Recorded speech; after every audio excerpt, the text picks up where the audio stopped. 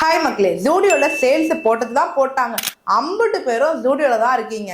ஜூடியோக்கு போக வேண்டியது, ட்ரையல் ரூம்ல போய் ட்ரெஸ் ட்ரை பண்றேன் அப்படின்ற பேர்ல ட்ரெஸ்ஸை கிழிக்க வேண்டியது, போட்டு அந்த ட்ரெஸ்ஸை குப்பை மாதிரி அப்படியே போட வேண்டியது. இந்த மாதிரி நீங்க பண்றீங்களே, உங்க மேல அந்த ஸ்டோர் ஓனர் நினைச்சா லீகலா ஆக்ஷன் எடுக்க முடியும்னு சொன்னா நம்புவீங்களா? ஆமாங்க, நீங்க ட்ரெஸ் ஷாப் பண்ண போகும்பொழுது ஒரு இன்டென்ஷனோட அந்த ட்ரெஸ்ஸை டேமேஜ் பண்ணணுன்றதுக்காகவும் அங்க இருக்க பொருட்கள் எல்லாருமே களைச்சு போடணுன்ற எண்ணத்தினால நீங்க பண்றீங்க அப்படின்னும் பொழுது கண்டிப்பா அந்த ஸ்டோர் ஓனர் உங்களை பத்தி போலீஸ் கிட்ட கம்ப்ளைண்ட்டும் பண்ணலாங்க. அது மட்டும் இல்லாம திருப்பி நீங்க அந்த இடத்துக்கே வரக்கூடாது அப்படின்னு உங்களை பேனும் பண்ணலாம். இந்த மாதிரி ஒரு செயல்கள் நீங்க பண்றீங்கன்னும் போது உங்களுக்கு 3 months வரைக்கும் இம்ப்ரெஸ்மெண்ட் கிடைக்க வாய்ப்புகள் இருக்குங்க.